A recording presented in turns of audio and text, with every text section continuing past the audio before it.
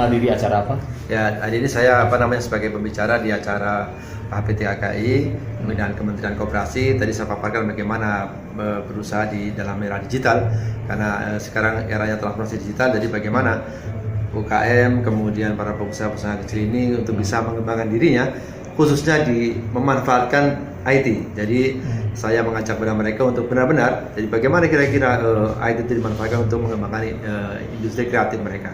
Jadi intinya adalah memang sekarang eranya digital, mau nggak mau semua masyarakat UMKM ini harus bisa memanfaatkannya. Contohnya bagaimana adalah sosialisasinya juga menggunakan IT, kemudian menggunakan media sosial juga bisa, kemudian memanfaatkan media sosial lain, kemudian juga bisa juga dengan dengan kita berkumpul seperti ini salah satu media untuk kita berkolaborasi dan bersinergi. Jadi kuncinya adalah sinergi dan kolaborasi antara UMKM, pemerintah, kemudian lembaga-lembaga swasta, kemudian organisasi yang bergerak di bidang wirausaha, saya kira. Terus selama ini Bapak juga aktif di kegiatan UKM juga ya, di Tegal juga. Gimana Pak di Tegal? Ya, tadi saya sampaikan memang sekarang kan eranya transformasi digital. Kalau mungkin Tegal terkenal wartegnya, saya bilang wartegnya sekarang saya ubah menjadi Wish All Country Region Top Export from Tegal, karena kita punya industri perikan yang luar biasa. Harapannya ke depan tentu saja adalah Tegal Kota Bahari itu benar-benar bahari, artinya industri ikan yang benar-benar kita optimalkan atau kita manfaatkan. Mudah-mudahan ke depan dengan pembangunan pelabuhan yang diprakarsai oleh Kementerian KKP, kemudian oleh pemerintah pusat, saya kira ini salah satu jalan untuk Tegal benar-benar bahari, benar-benar manfaatkan industri perikanan, saya kira. Terus selama ini kegiatannya seperti ini udah berapa kali Pak? Ya memang ini kan kalau yang HP3K ini memang sudah kedua. Saya kira saya sudah melihatnya sering. Dulu di Tegal juga kita bagaimana memanfaatkan beliau-beliau ini untuk memasarkan industri kreatif kita. Seperti contohnya adalah misalkan ya kita tahu lah Tegal mungkin ada sate kambing, kemudian ada tahu aci, yang lainnya. Kita coba untuk memberikan pelatihan kepada mereka bagaimana membuat sate, bagaimana membuat tahu aci, agar bukan cuma Tegal, tapi berkembang ke seluruh Indonesia, bahkan mungkin dunia. Harapannya tentu saja dengan adanya HPTK ini menjadi wadah kita untuk industri kreatif, anak-anak muda, pengusaha-pengusaha muda memberikan kontribusinya untuk peningkatan ekonomi di bangsa dan negara ini.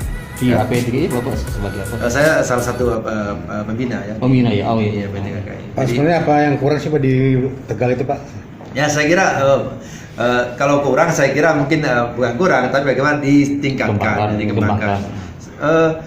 Hampir semua rata, semua kota di Indonesia saya kira sudah mulai ke arah ke sana. Apalagi pemerintah pusat menekankan perlunya transformasi digital. Dan ini memang mau nggak mau, bicara smart city, bicara kota digital, saya kira kita harus ke arah sana.